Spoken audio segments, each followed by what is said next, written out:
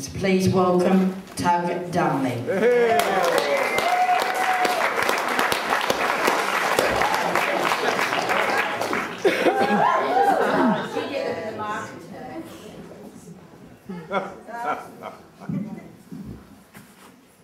Curious things, words. Most pass unremarked. Like spores in the wind, they slip from the lips to shrivel and die on barren ground.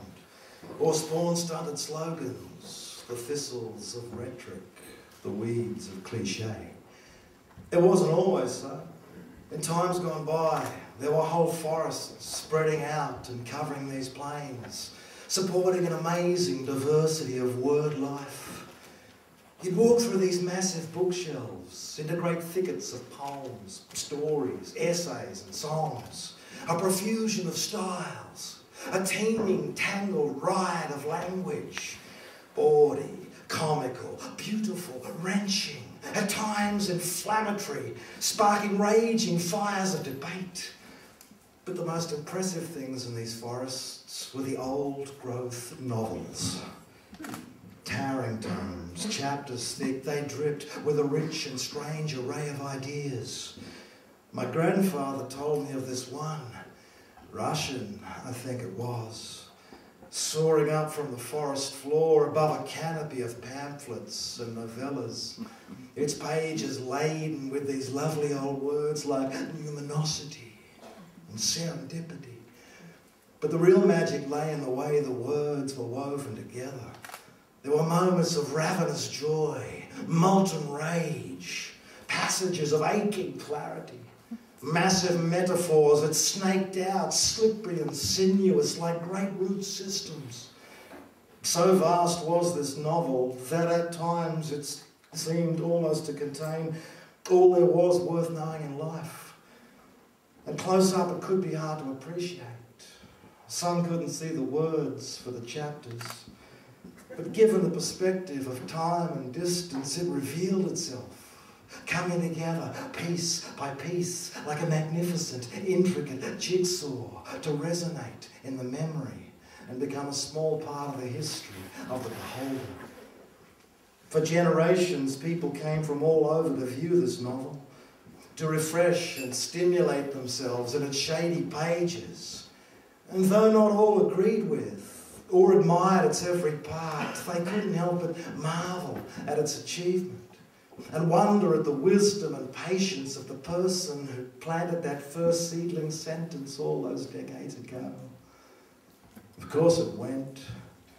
It took days to get through, but they finally cut it down, razed, slashed and burned along with the rest of the forest. Not viable, said the word rationalists, who replanted the land with language of a more practical nature.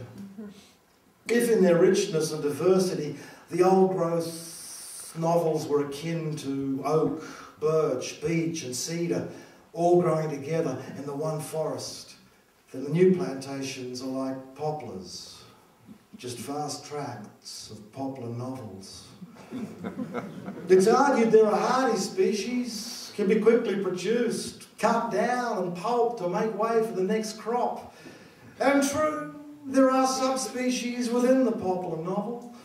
Thrillers, romances, vampires fucking, acres of new age and self-help, great thickets of celebrity biographies. Accessible, yes, but also lacking any real sense of wonder, of beauty, of transcendence.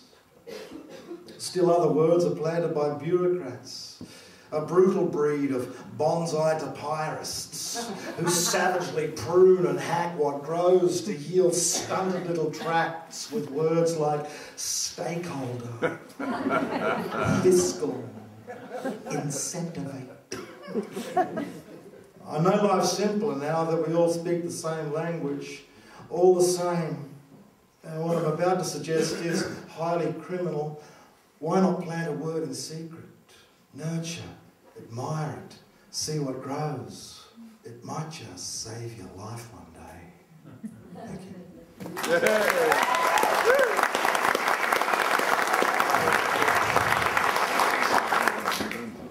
The ancient Hebrew word for God was Yahweh.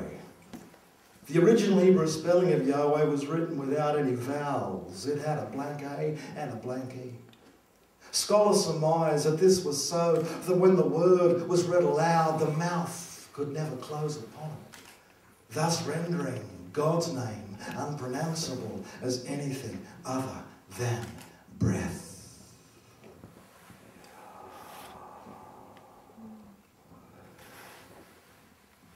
God is unpronounceable, yet every second pronounced. Our first prayer at birth, our last at death. Integral as a heartbeat, unthinking as blinking. I am breath, as you are breath, as he is breath, and we all breathe together. This mantra, this meditation of inhalation, exhalation, this common prayer of unutterable, ineffable, universal exaltation. This is a prayer for the pious and a prayer for the prayerless, a prayer for the graceful and disgraced, a prayer for the unformed, the reformed, the born again and deformed, a prayer for the broken, the begging, the lacking and the yearning. This prayer does not discern, but is so profoundly simple and simply profound as to confound the most stubborn of skeptics. To be omnipresent in every splinter and every fibre of every ironclad atheist, every Fruit Loop fundamentalist, every pantheistic freak. Be your God a share, a stock, a rock, a leaf, you will pray in this way.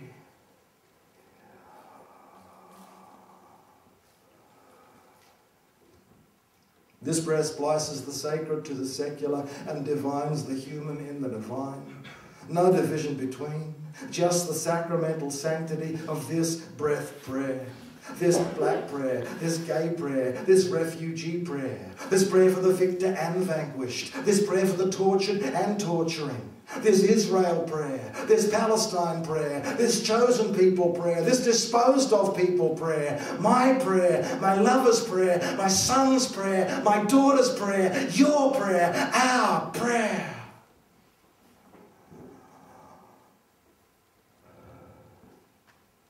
Our breath, who art in breath, hallowed be thy breath come, thy breath be breath in breath as it is in breath. Give us this breath, our daily breath, and breathe us our breath as we breathe with those who breathe with us. God is unpronounceable, yet every second pronounced in every breath we take. Brothers, sisters, let us breathe. Thank you.